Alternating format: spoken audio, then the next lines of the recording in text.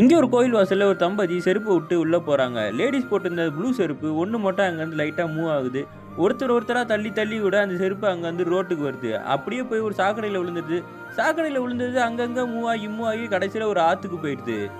ஆற்றுல இருந்த அந்த ப்ளூ செருப்பை ஒரு மீனவரோ வலையை போட்டு எடுத்து ஓரமாக தூக்கி போடுறாரு. பக்கத்தில் உட்காந்துருந்த ஒரு சின்ன பையன் அந்த செருப்பு எடுத்துட்டு டயர் ஓட்டுறதுக்காக வச்சு விளையாடிக்கிட்டு இருக்கான். ஸ்ட்ரெயிட்டாக அவன் கிரவுண்டுக்கு போயிடுறான். அப்போ அவங்க வீட்டிலேருந்து அவனை கூட்டு போயிடுறாங்க. அந்த செருப்பை அந்த கிரவுண்ட்லேயே போட்டு போயிடுறான்.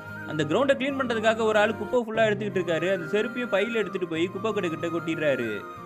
அந்த குப்பையில் இருந்த செருப்பு மறுபடியும் எல்லாருக்காலும் பட்டு நடு ரோட்டுக்கு வருது. அங்கே ஒருத்தர் சைக்கிளில் பூ கூடை ஃபுல்லாக வாங்கிட்டு ஏற்றுறாரு.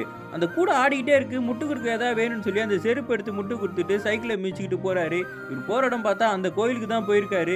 இவர் கூட எடுத்தவொடனே செருப்பு எங்கேருந்து கிளம்பிச்சோ மாடும் அதே இடத்துக்கு வருது. அந்த ஃபேமிலியும் அந்த செருப்பு மாட்டிக்கிட்டு அங்கேருந்து கிளம்பிடுறாங்க. நம்ம வாழ்க்கையும் இந்த மாதிரி தான். நம்ம எங்கேருந்தோ ஆரம்பிப்போம், எங்கெங்கேயோ சுற்றுவோம், கடைசியில் சேர வேண்டிய இடத்துக்கு கரெக்டாகவும் சேர்ந்துருவோம்.